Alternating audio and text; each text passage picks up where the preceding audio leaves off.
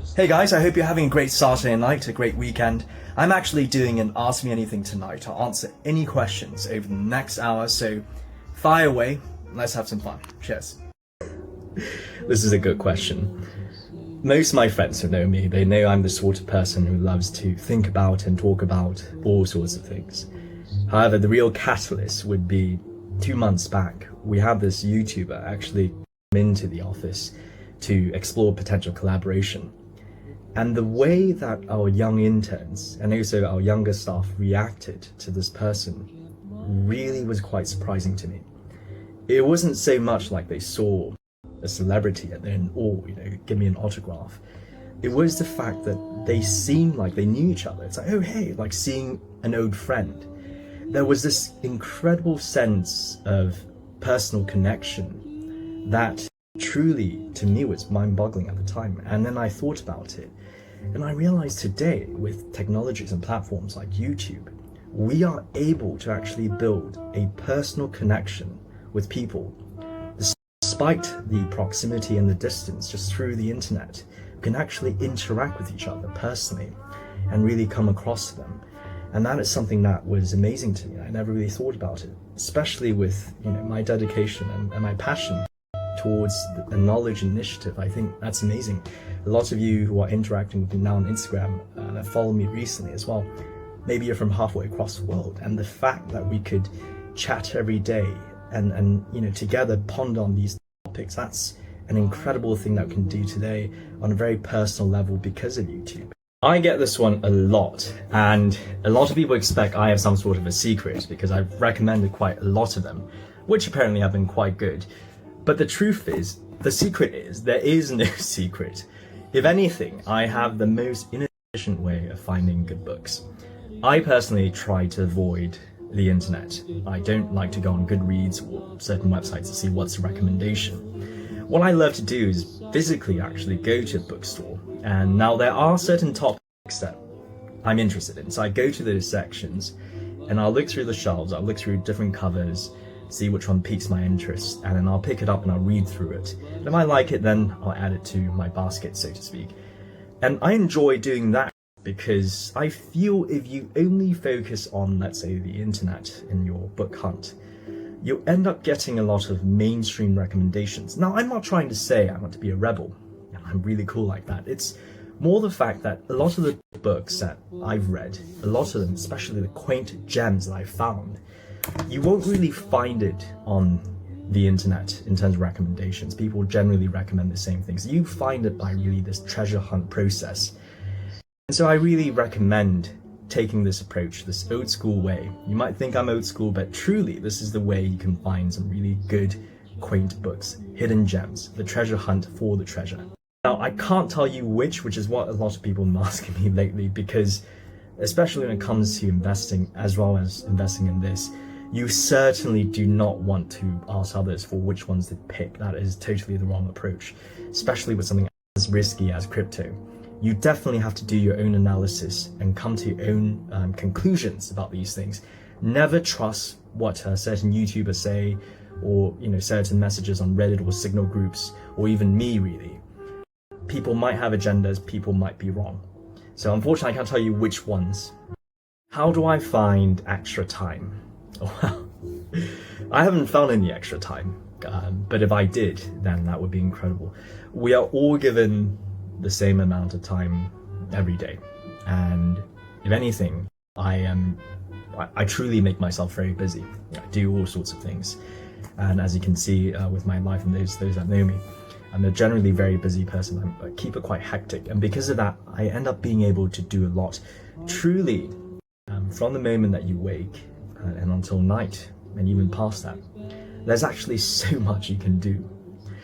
And if we are able to stop procrastinating, especially getting rid of some habits that truly eat up time, then you'll discover that actually you do have a lot of time to begin with, to do so many things. And that's really it. There is no secret. Again, that is the way.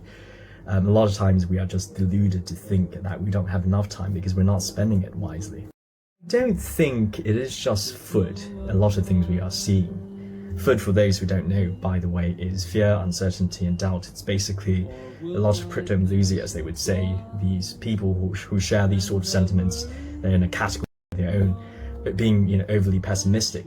Now, for me, a lot of the things that are being mentioned by the media, by certain analyses and research reports, are not just FUD. I feel a lot of people in the crypto enthusiast camp, they would sort of only focus on two things: that it's going to be a super bright future, therefore we will hold or hodl, whatever you call that, and that's it. And that's the only analysis. Everything will be right, just wait, just wait. I think that is a very simple analysis, that a lot of the things that are being mentioned by these so-called FUDers are actual challenges that has to be solved one way or the other for it to really get to that optimistic future they're talking about. So a lot of things that are being mentioned is not just FUD, in my opinion. They truly are barriers. We can't just ignore them. They are truly things like, for example, regulatory response, which, by the way, I think a lot of it is founded. For example, a lot of FUDers would say, oh, again, another report about ransomware, that's just FUD. But again, let's think about what ransomware and these sort of attacks that we see really is. I had this really bad experience once when I used to live in London. There was one day I went to catch the screening of Interstellar by Christopher Nolan, great movie. And then I went to McDonald's afterwards because I was hungry. It's a very long movie. And as I was paying for my burger, I gave the person my card. It was declined, and so we tried several times and was declined again and again and again. And so I asked what's the problem, and apparently the person said there was insufficient funds, and that can't be right. This was my debit card. It essentially access to my savings account. Then when I called the bank, apparently my account was emptied. There was no balance in it. It was totally gone, which is insane because there was a sizable amount of savings in there from my work at the time. So how did it just disappear? It must have been a mistake. But then when I checked from the ATM, truly it was zero, it was gone. And then after some investigation on online banking, I realized that in a period of 24 hours, what was happening was actually my account was getting diminished by all sorts of transactions. I was buying from all sorts of places, which is incredible if you think about it, because there were so many transactions. I didn't receive any notification, which is totally just gone. I mean, of course, I was in shock. Of course, I reported this to the bank and I let them know that this is, a scam. I didn't do this. And eventually the bank, referred to the activity. Indeed, I was paying for transactions in, for example, Russia and all these really weird places. It was not really where I was based on my history of spending. At the same time, also, they could roughly trace where the money went, and I suppose they have a database as well. Ultimately, good news was they were able to recover my money, and I ultimately got it back within, I think, 1 or 2 weeks, which was great for me. I was very happy with it. Now today, if that was cryptocurrency, I mean, that would be goodbye. There was no way for me to get it back because there's no way to trace it, first of all. There's no regulation. And the fact that, how easy it is for a hacker to essentially, take away your wealth from crypto, or through ransomware, to hold you hostage in some way or another to actually get the amount. And there's nothing that can be done about it. It's not traceable. All of it could be gone like that. Again, I'm not spreading FUD in that sense. I'm just saying that this is a reality. This is, again, one of the things that's often mentioned, but it truly is a challenge. How do you make it much more secure? We need practical solutions here. And that's a big difference, because today with money, the conventional money, it is traceable and there is regulation, there is protection, but with cryptocurrency there isn't much you can do about it. And there's a difference. Again, this is one of the many things that are being mentioned by top people, researchers, professors, experienced investors, that a lot of challenges. It's a new technology, that a lot of challenges that exist, and depending on the practical developments that are happening, it will really affect whether some of them will realize their actual potential and get to the stage that most of these enthusiasts are thinking about. Actually, I am quite excited. I don't want to talk about work on a Saturday night. However, my team and I at Pyrrhix, we've actually been working on this new feature from this new technology we've been developing and integrating into our platform. And officially, it will be launched next week, so I can't wait to announce it officially. It will bring a totally different experience for many of our readers, and we're looking forward to it, very excited about it. And I suppose all the other excitements are also work-related. This year, with the pandemic, there really has been a lot of very dynamic developments, which has really made work so much more interesting than before. I would say my life today is substantially very different. But then again, in a theological sense or in a broad overall sense, it's still the same. My values, my direction, my objectives are very much the same. But the way that things have got to be done today, the way that we do things today, is radically different. And I'm sure it applies to all of us, to you, me and you, all of us. And at the same time, it is a challenge, but I personally welcome it because I think what this pandemic is really doing is letting us see whether we are able to be adaptable, be agile, and really be flexible to circumstances, because life will present many of these circumstances. I personally welcome it because I don't like to be too comfortable or into too routine of a situation. So what this pandemic has done is really introduce so many challenges and adversity to me. And I welcome that sort of challenge, and I'm very much driven by it, actually. But of course, not to mention that a lot of people are also facing adversities, and it is very difficult, but we are all in this together. Wow, that's a deep one.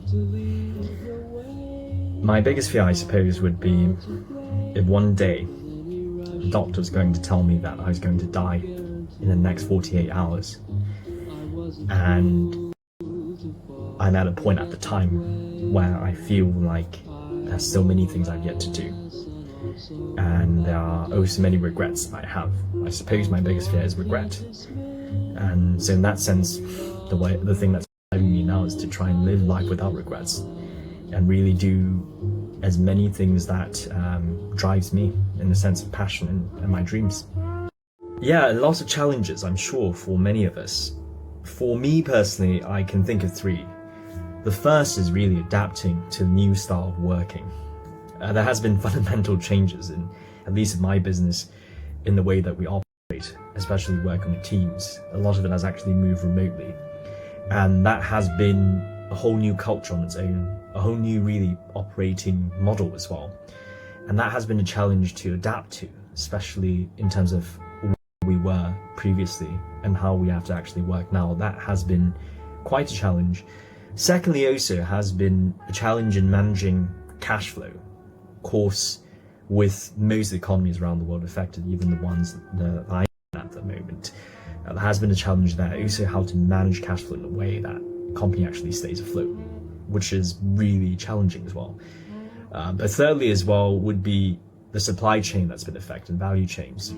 Again, with the pandemic affecting pretty much everyone, the partners that we work with, they're affected as well. And incidentally, that affects us. So the main challenge overall under one umbrella is really adapting what we had and what we were used to something new. And that's something that we are still doing today and trying to figure out.